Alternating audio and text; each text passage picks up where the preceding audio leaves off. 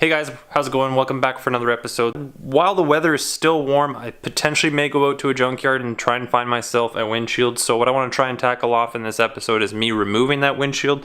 What I'm going to be doing, I'm going to try it myself, is I'm going to use some Dawn kitchen soap, and that is for using the X-Acto knife when I'm going to start the cuts so the knife doesn't stick. I'll also be using this tool here, and of course, the main thing that we're going to be using for this removal is 50-pound fishing line. I don't know if you need 50-pound, you might not need something like that, but we'll see if that breaks. If it does, we might need to figure out a different option, but let's see what I can do here on my own. Right now, sitting in the driver area, I'm thinking I'm going to use my dominant hand to start making up a cut here with the X-Acto knife so I can feed my fishing line through this. Before I do anything, I'm going to remove these tab pieces here that help position the windshield in position. Alright, so what I started off by doing was taking my X-Acto knife, I just put a little bit of soap on that tip, and I started just cutting away and it didn't stick with the rubber, which was good.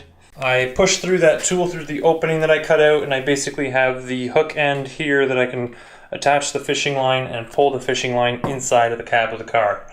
All I've done is just tied up a simple knot here, which we're going to feed onto the little tool that I have here, that little angle tool. Okay, it's just going to seat on it. We're going to twist up our tool here so we can angle it so it kind of like holds it. And what we'll do is we'll tighten it.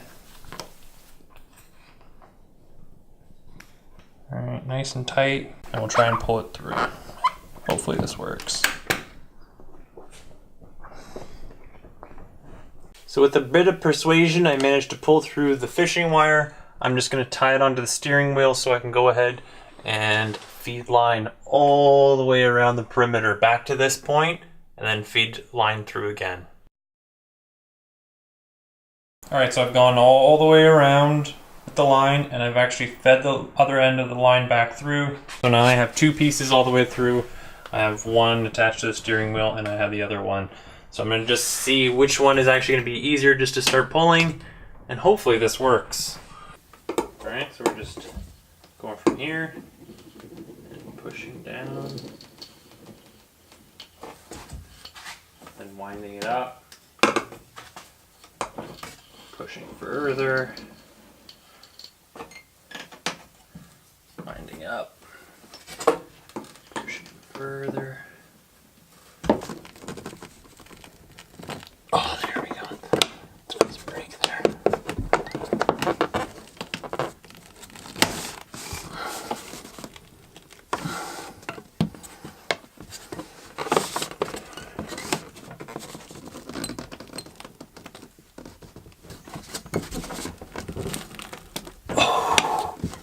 Alright, so it probably took me probably close to an hour still to get the window off of the car.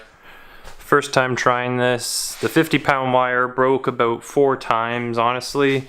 The hardest parts is these corners. There's just a lot of material that you're kind of trying to go through. Once you got on the straight line without the curve, it was just so much easier to actually get that line through that no problem. But I'm going to go ahead and try and remove this off the car, put this on the side of the house, and then just clean up for tonight and continue tomorrow.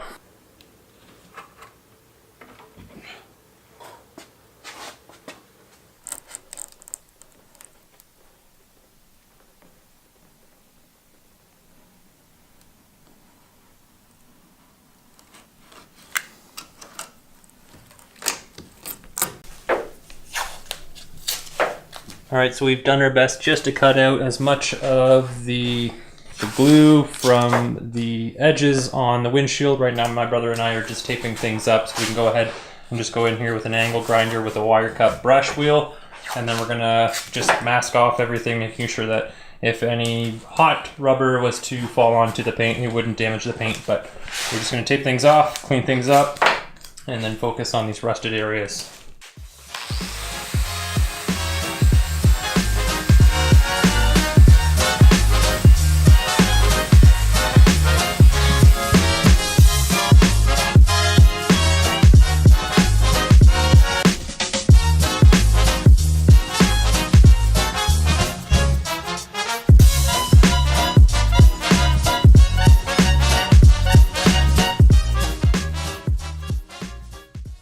Grinded down with the angle grinder all the glue that was on the vehicle's windshield area. I've pretty much just left either the epoxy paint that was on the vehicle originally or the factory paint, the black. Rusted sections, those have been taken down. Luckily the damage was not severe, so mostly just a surface rust there. I'm gonna get myself some solvent wipe and prep the surface for the POR 15.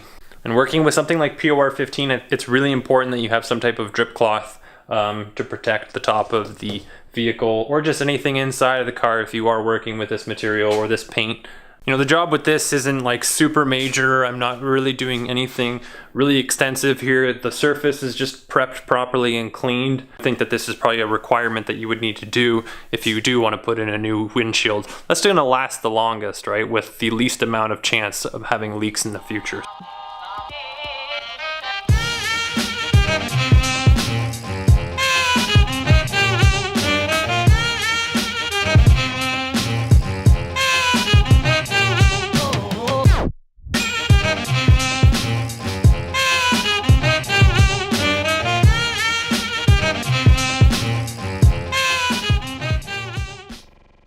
Alright, so I've gone over, done a coat right now with the POR 15. It doesn't have to be amazing. The surface just needs to be covered if there is exposed bare metal. I'm just going over the black paint and the original epoxy as well, just to make it nice and clean. It's not perfect, but it'll do. As long as we're not going over top, that's all that matters.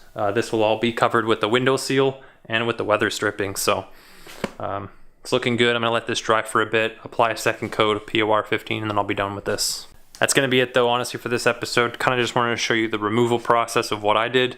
There is probably easier ways. There is tools that you can get. I don't know how much exactly they are, but I believe they are a little bit more money than what I spent on that fishing line. The fishing line was a decent method, as I mentioned. It does take a little bit more time in this area since you're going through a lot more glue material, but you can definitely do it on your own, which I do recommend you guys give a try.